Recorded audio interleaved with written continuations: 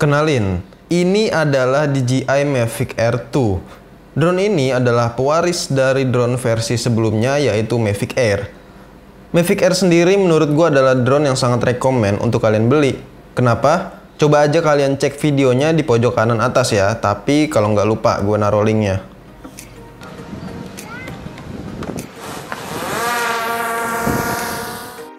Mavic Air 2 sebenarnya udah lama gua tungguin kedatangannya di Indonesia. Dan karena sebelumnya gue juga pengguna Mavic Air versi pertama, jadi gue masih bisa lah ya ngebayangin atau ngebandingin rasanya pakai drone Mavic Air versi pertama dan yang kedua ini. Ya walaupun kita dalam kondisi corona kayak gini, gue sih tetap nekat ya beli drone ini, karena dengan drone gue bisa ngeliat keluar rumah tanpa harus keluar rumah beneran.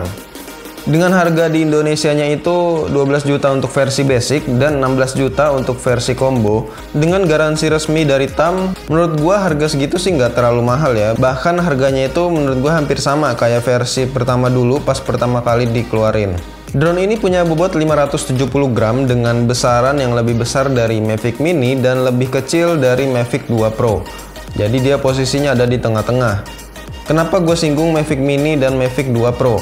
Ya, karena emang tampilannya hampir sama kayak kedua Mavic tersebut. Drone ini juga dilengkapi banyak banget sensor. Kalau yang gue lihat sih di depan ada 2, terus di bawah 2, dan di belakangnya juga ada 2. Jadi totalnya ada 6 deng.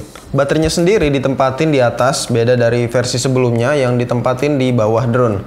Mungkin karena di bawahnya dipakein buat nempatin sensor kali ya. Terus ada lampu dan kameranya juga menurut gue cukup besar karena mungkin sensornya yang besar. Atau mungkin ukuran baterainya yang lebih besar. Itu nanti kita bahas. Nah, untuk lampunya sendiri ada di bagian bawah drone, yang menurut gua berguna banget kalau lagi keadaan gelap. Jadi bisa baca tempat landing lebih baik. Untuk build quality menurut gue sih oke. Dia kayak plastik polikarbonat, tapi solid gitu. Terus catnya juga doff, jadi kelihatan maco.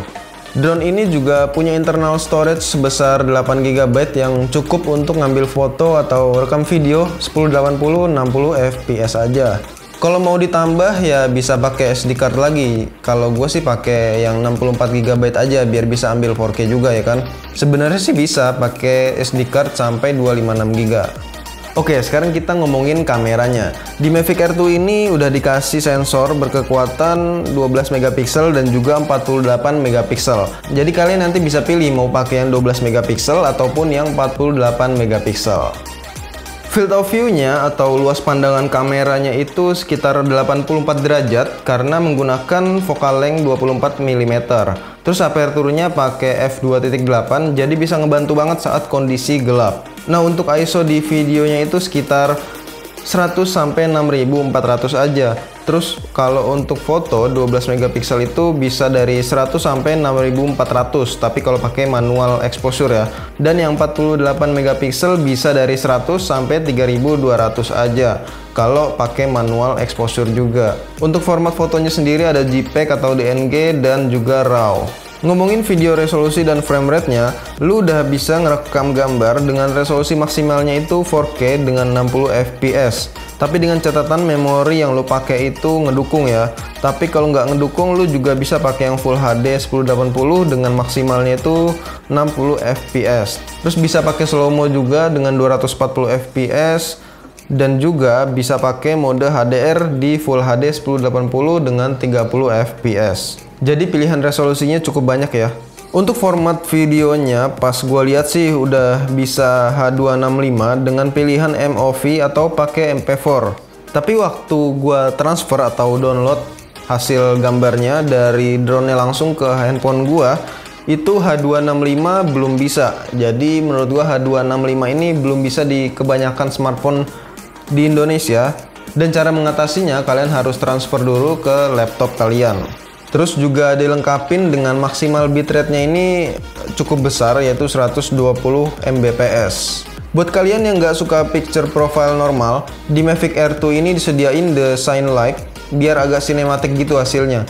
Dan untuk zoomingnya belum tersedia ya. Kameranya ini didukung sama gimbal dengan 3 aksis, yaitu panning, tilting, dan rolling. Pas gue coba juga aman lah, pasti nggak ada goyang walaupun anginnya kenceng yang bikin drone-nya itu sedikit oleng. Info yang juga sangat penting yaitu kemampuan terbangnya. Mavic Air 2 ini meningkatkan durasi terbangnya hingga 34 menit. Tapi nih menurut gue sih lu bakal jarang untuk terbang semaksimal itu lamanya. Ya karena lu kan nggak mungkin nerbangin drone sampai baterainya habis. Kalau gue sih baterai 20% aja itu udah gue turunin biar lebih aman. Dan yang paling efektifnya sih paling terbang itu sekitar 28 menitan. Untuk jarak ketinggiannya juga lumayan tinggi nih, sekitar 5000 meter atau 5 km. Yang lagi-lagi kalau menurut gue sih orang jarang banget terbangin setinggi itu, kecuali mungkin dia mau ngetes kemampuannya, bukan untuk ngambil gambar ya. Tapi ya ada sih beberapa.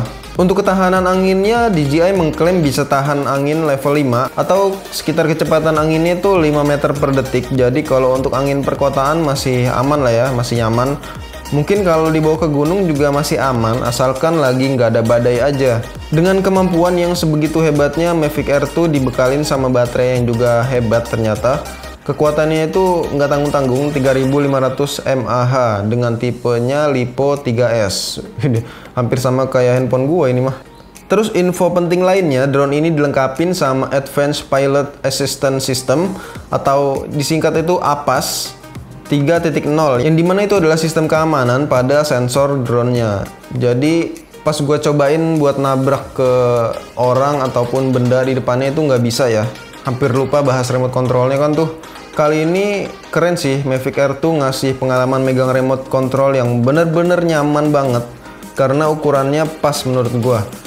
Tapi mungkin karena gua sebelumnya pakai Mavic Air versi pertama yang dimana remote-nya itu lebih kecil, otomatis pasti bakal heran sih pas ngeliat pertama kali remote-nya ini segede gini.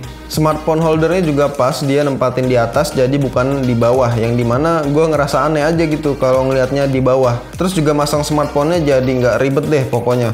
Di bawahnya juga ada gripnya ternyata. Untuk tombolnya lu bisa lihat sendiri, masih sama kayak remote drone kebanyakan, tapi dia belum ada layarnya ya.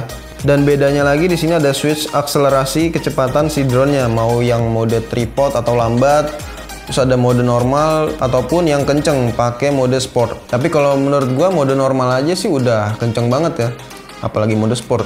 Gua nggak berani sih nyobain. Tapi kalau kalian mau nyoba mode sport ya harus hati-hati juga sih. Terus saran gua kalau kalian mau nerbangin ini drone pertama kali, kalian harus cek dulu nih kalibrasinya, terus update-nya ada atau enggak. Kalau ada update mending kalian update dulu aja biar lebih aman. Dan satu lagi nih, kalau untuk transfer datanya sih gue saranin pakai kabel aja biar lebih gampang.